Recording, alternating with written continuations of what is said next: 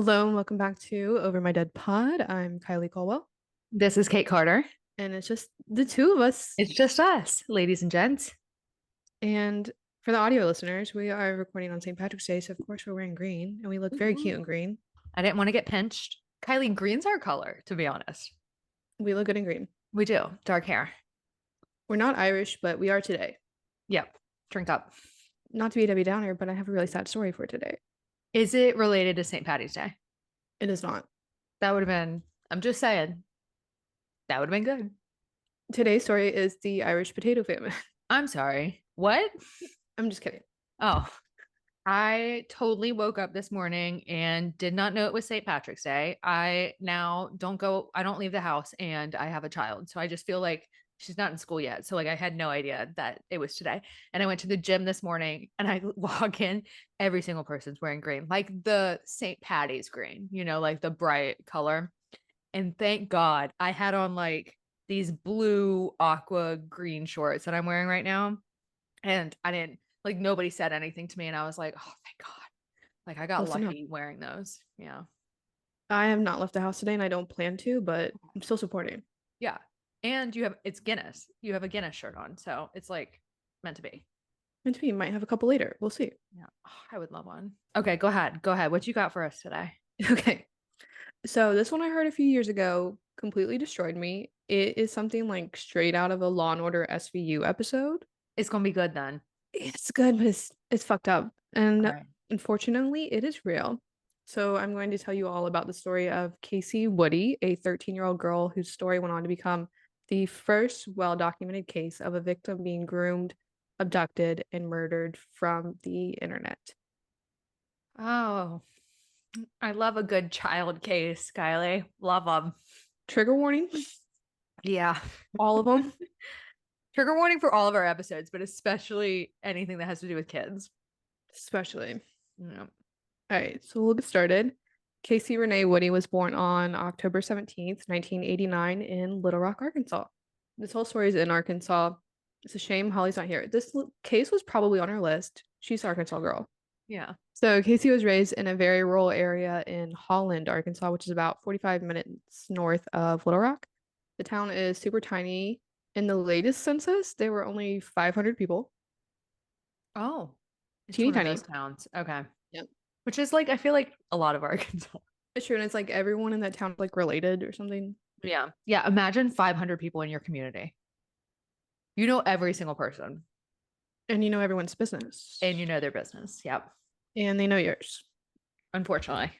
So as you can imagine, this town is super remote. You can go miles without seeing a neighbor. The landline calls were often billed as long distance, even if you were calling a phone number in the same county, Okay. which is crazy. So in Casey's family, you have her dad, Rick, who was a police officer, her mom, Christy, and she had two older brothers, Austin and Tim. So the family had already been through a lot before this main story starts. In June of 1997, the family was headed home after one of Tim's baseball games when a tragic accident occurred. A loose horse had run out in front of the family car and struck the mom, Christy, through the windshield and hit her in the passenger seat. A horse? A loose horse. Can you even imagine? So, unfortunately, Christy died from her injuries. Rick, who was driving, also suffered a couple broken bones, but luckily, all the kids in the backseat were okay. This obviously was very traumatic for the family, not only to witness, but to also deal with. Kacie was only 7 at the time, and everyone knows our moms are the glue of the family. But the Woody family stayed close and did their best to just be happy.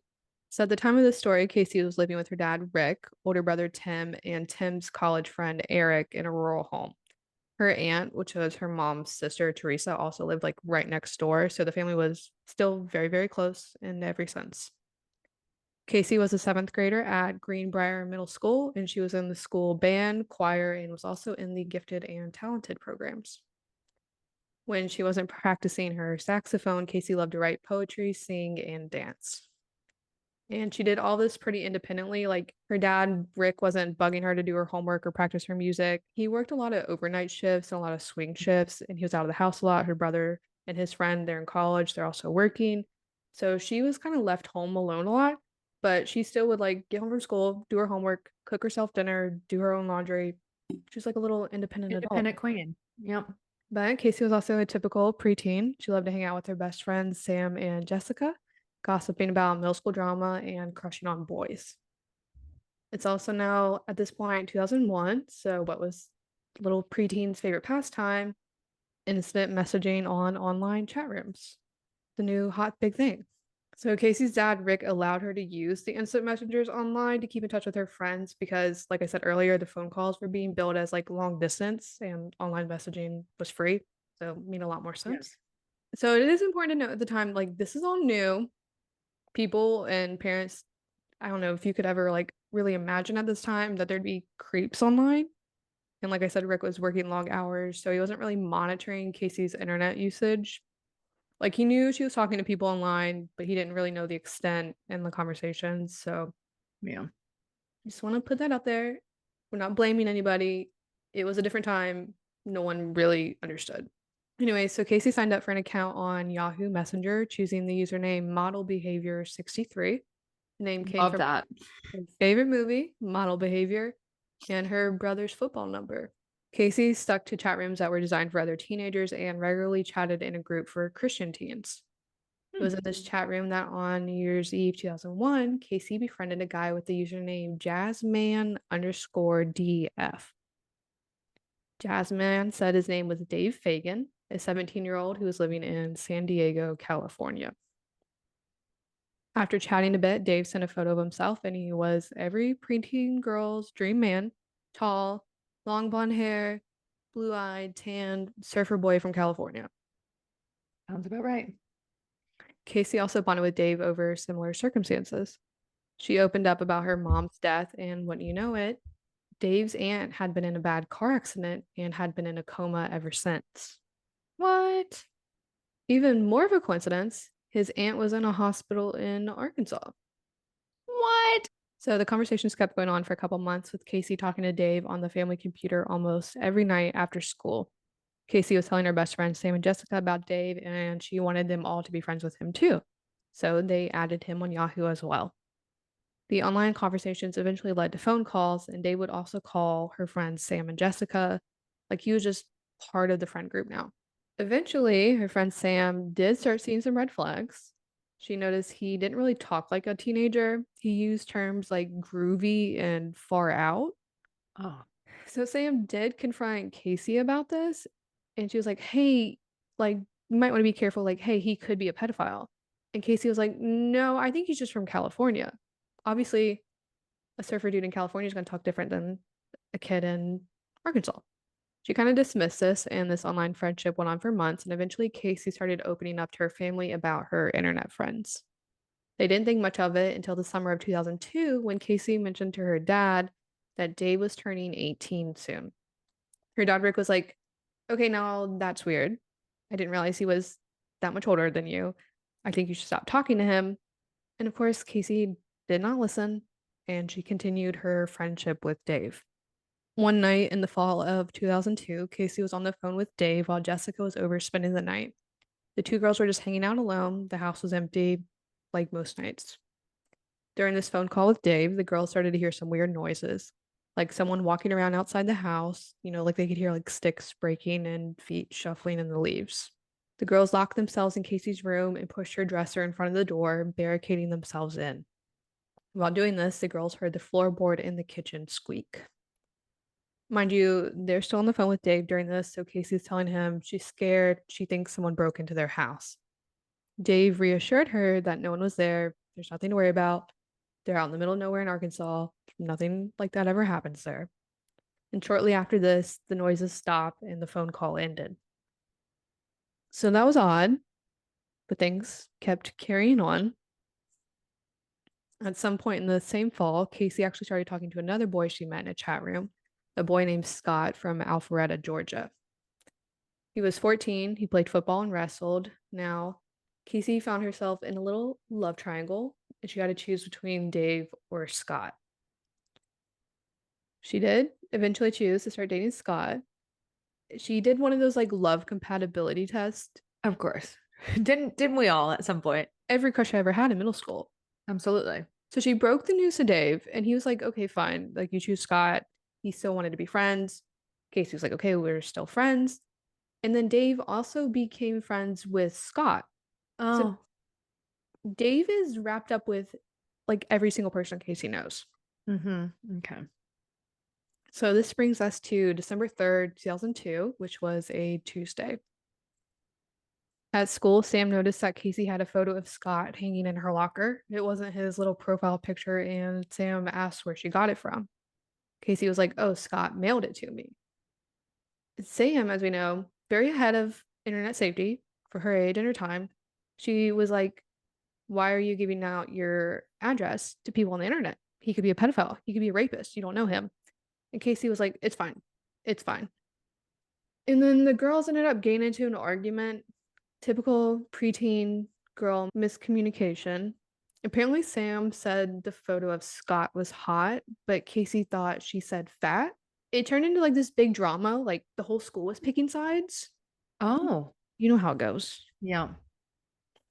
But this fight caused Sam to go to the school counselor and tell her that Casey had been giving out her phone number and address to strangers online. I'm sure part of her was like, "I'm gonna get back at her for this." But Mm. she's also still being a concerned friend that wasn't getting through to her. So Casey had to meet with the counselor, and she told her that she only gave her number and address to people that she knew or that her dad had approved of. This, of course, was not true, but the counselor let it go. The counselor made the two girls make up, and afterwards, Casey asked Sam if she could spend the night at her house. Sam was confused. It was a school night. He never had sleepovers during the week, and her mom definitely was not going to be cool with that. After being turned down, Casey also asked her other friend Jessica and then another friend. They all thought it was odd, but said Casey didn't seem upset at them for saying no. Just said, "Bye, see you at school tomorrow." Casey headed home to an empty house. Her dad was working an overnight shift. Her brother Tim was at the college library doing some research, and his friend Eric was at his electrician's class. Casey's aunt next door was also out of town at her daughter's basketball game. Around 7 p.m., Casey's dad called her to check in, and she was having a normal night. She just had dinner, and she was now practicing her saxophone. After this, Casey logged into her instant messenger and started chatting with her boyfriend, Scott. At the same time, she was talking on the phone with Dave and relaying what he was saying to Scott. Dave explained that his aunt, the one in the coma, was going downhill and he was driving to Arkansas to say his final goodbyes. Around 9:30 p.m., Casey suddenly stopped responding to Scott's messages. He kept trying to get a response and he asked if she was okay. At 9:41 p.m., he only got back a weird one-word response. "Yeah." Scott then called the house phone. No answer. He emailed Casey's best friend Jessica. Also no response. Around 10:15 p.m., Eric returned to the house and it was quiet. No one was in the kitchen or living room, but Casey's bedroom door was closed, so he just assumed she had gone to bed. At 11:40 p.m., Casey's brother Tim got home and he actually checked her room, but Casey was not in bed.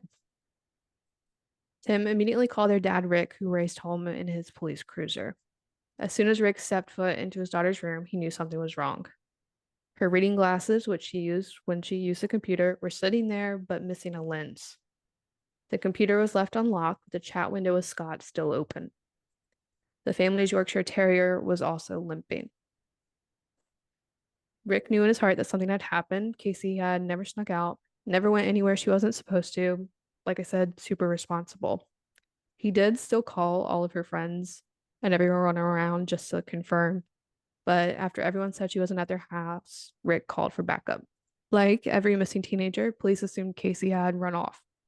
Luckily, Rick was quickly able to change their mind. He said, "Hey, no, my daughter was abducted." He explained she was happy, no reason to leave. This has never happened before. Also, every single one of her coats and shoes were still in her room. It was at most 30 degrees and it was raining. So Casey did not walk out of the house without shoes or a coat. Pretty quickly, it was all hands on deck to find Casey. The Arkansas State Police, every single law enforcement agency in Faulkner County, and even the FBI showed up to the house and started searching. By 5:14 a.m., a level 2 Morgan Nick alert was issued. It's just another name for an Amber Alert. So this was called in. Meanwhile, the FBI has seized the family computer, and local police started talking to Casey's friends and classmates. Casey's relationships with Scott and Dave were apparent very quickly. Everyone knew about these guys. Police have the computer chats, etc. An FBI agent also found their names written down on pieces of paper in Casey's trash can in her room. So one paper said, Kacie Renee Woody loves David Leslie Fagan. The other paper said, Kacie Renee Woody loves Scott G.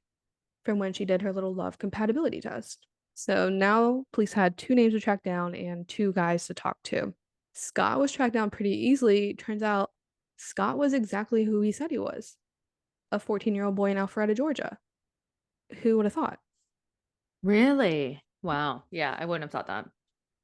The FBI down there visited his house to confirm and also confirmed that he was home the entire time, completely cleared. Side note, his parents had no idea about his like online relationship with Casey or that he was talking to this Dave guy. So I'm sure that was a shock when the FBI showed up and found out your son's like embroiled in this like abduction scandal in Arkansas. Yeah, Cannot really. imagine. The FBI did find out from Scott in their messages that Dave was driving to Arkansas from California. So now police just needed to find Dave. They started out by searching for California license plates, which I was like, that's a weird place to start. Needle in a haystack, California license plate in Arkansas, but it worked out. They found his car. No, no, they didn't. They just based off the plate. Just a California license plate. They're just looking for a California license plate. They didn't know the number, what kind of car, the real name of this guy.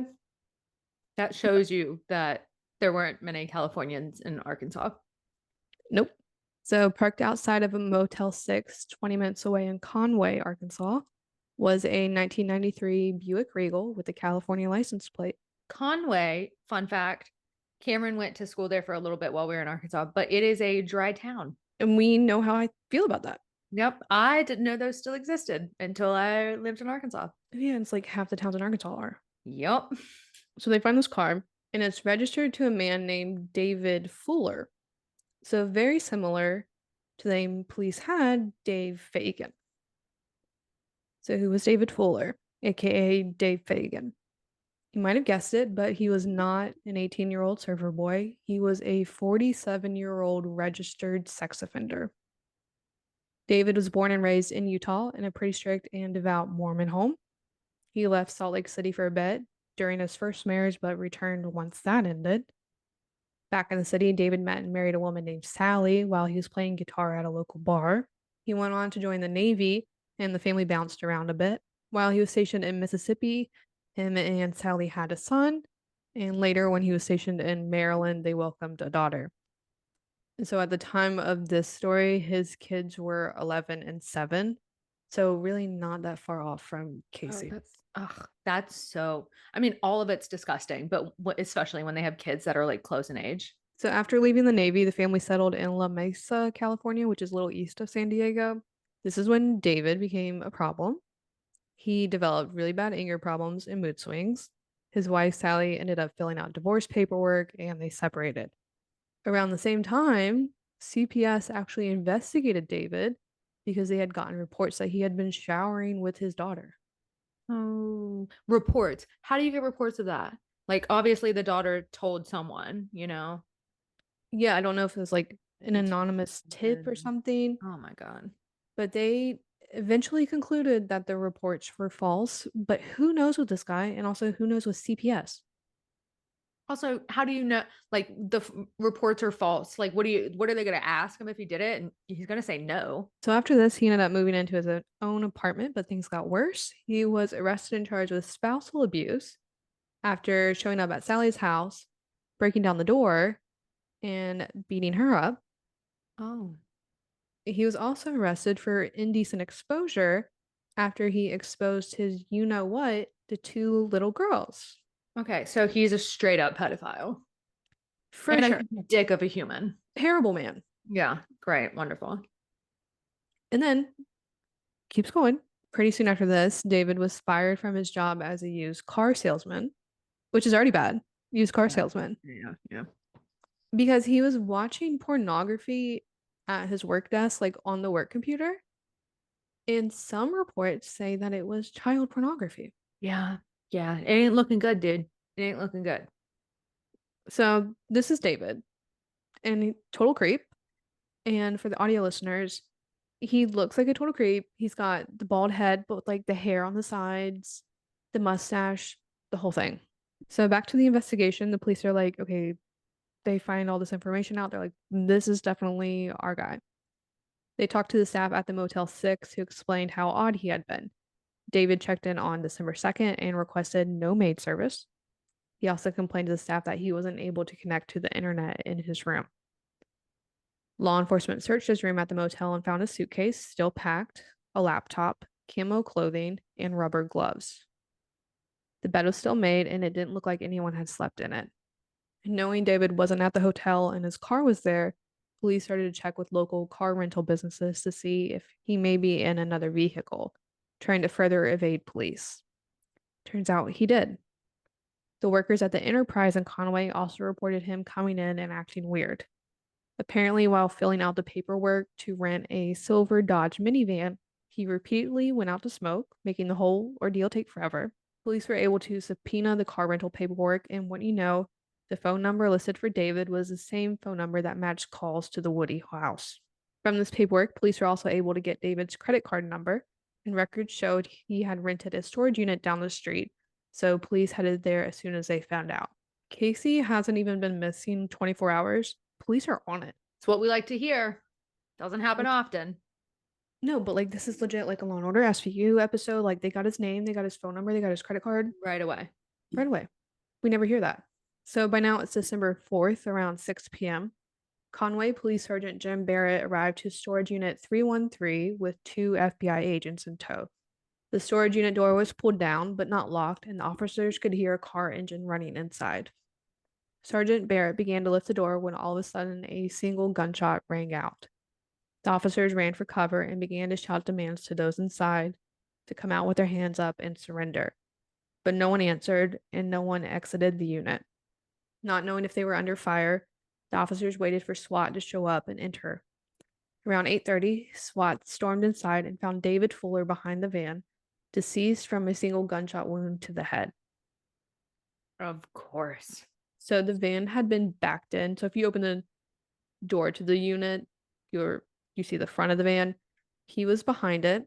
With him was a 9mm pistol and cigarette butts littering the floor. David had been sitting in the van's back seats, which had been removed from the car. Sergeant Barrett looked into the van for Kacie, and there she was. Kacie was lying flat on her back where the seats used to be. She had been tied up by her wrists and ankles to the floor with chains.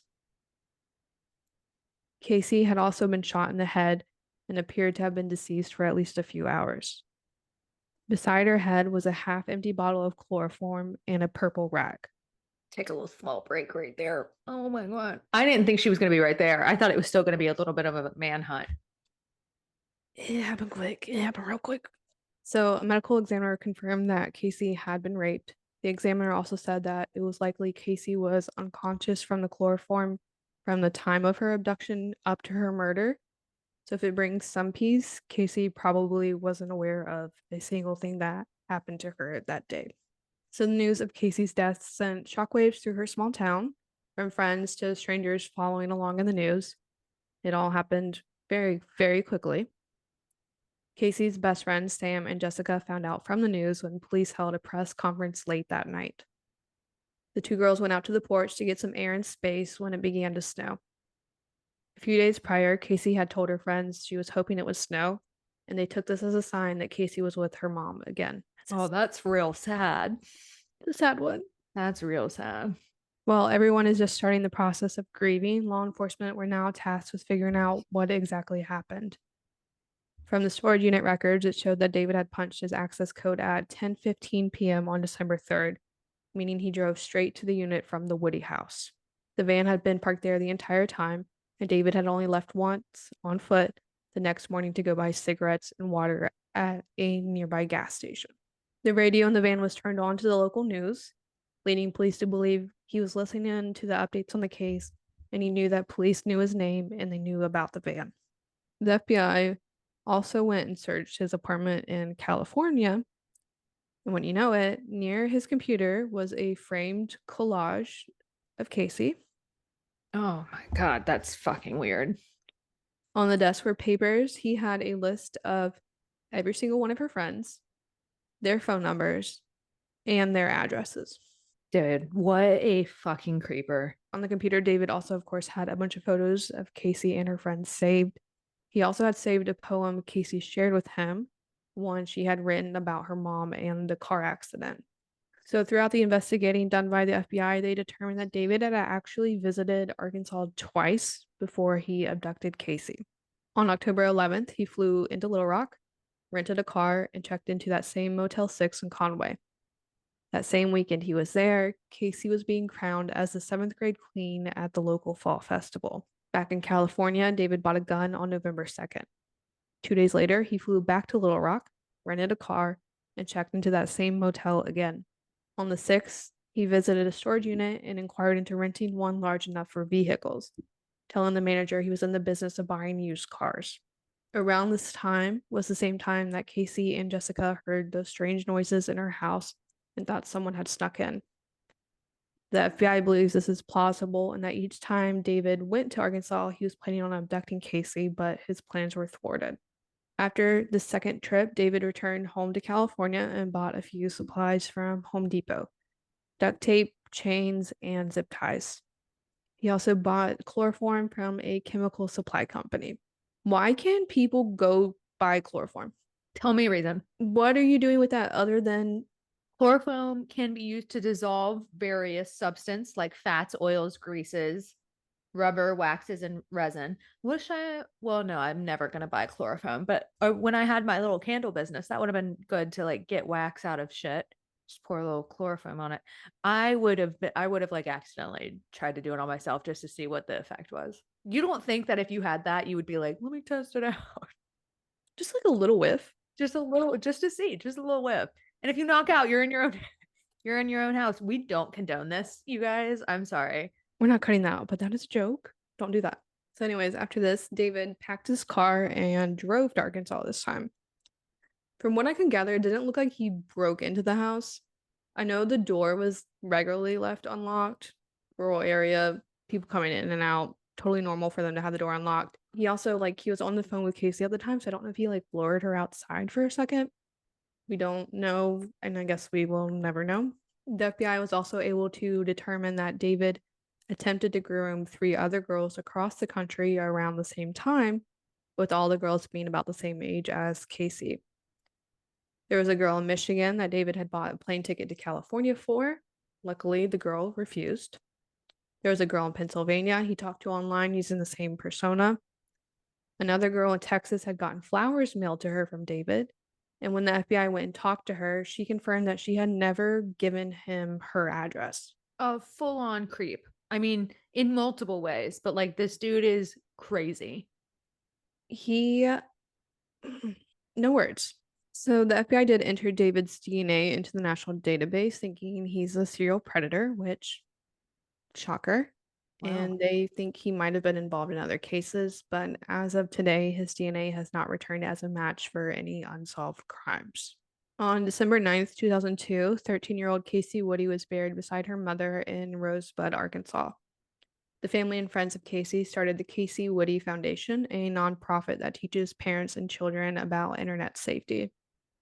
Shortly after, the FBI's Innocent Images Task Force started wearing patches that showed a teddy bear sitting next to a computer, and on the computer it reads Kacie Woody, 1989-2002. Kacie's dad, Rick, was given one of these patches and he wears it on his leather motorcycle jacket. Every year for her birthday, Rick leaves yellow flowers, her favorite color, on her grave. He also leaves red roses on her mom Chrissy's grave every wedding anniversary. Kacie's brother Tim is now a police officer in Arkansas, like his dad, and regularly gives talks about his sister's story and about internet safety. And before we wrap this up, I want to give a quick shout out. Kathy Fry did a really good web series on the Arkansas Democrat Gazette. It was a big source for this episode, so I recommend checking it out. I'll link it below. That's a good one, by the way. Just the Gazette in general. we're big fans, and that was this tragic story of Casey Renee Woody. Snaps. Snaps for you, Kylie. Mhm. I wonder, first off, if Holly had this on her list. But the only reason I don't think Holly had this on her list is that Holly tends to do older stories. She does, and every time I go to edit hers, I have to find pictures for her stories. I'm like, "Oh, I Yep. gotta pull it from the Smithsonian." Yeah, the archives. Wow, that story is incredibly sad. I cannot believe how quick the police acted. I mean, good for them. That's what you want, obviously. But, and then how quick they were to find everything. That is nuts. It was less than 24 hours, which is insane. That is insane. That truly is. How sad is that, too? 13 years old. It does make me feel a little bit better that she probably was knocked out. I mean, it's obviously not nice, but I hope that gives like some peace to her family. Yeah, I think that's best case scenario, unfortunately. We have a lot to discuss for overtime. Want to jump in? We do. We do. Let's do it.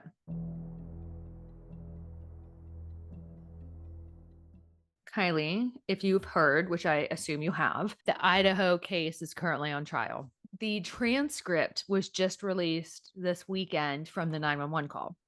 And you know that here at Over My Dead Pod, we love a 911 call. Love it. And this one was interesting. I told Kylie, I texted her yesterday and I was like, you got to listen if you haven't heard already. I had to listen to it a few times because at first I wasn't like reading a transcript as I was hearing it.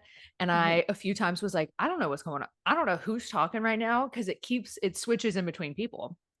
So I was like, I don't know who's talking, what's going on. So I think I listened to it like 3 or 4 times.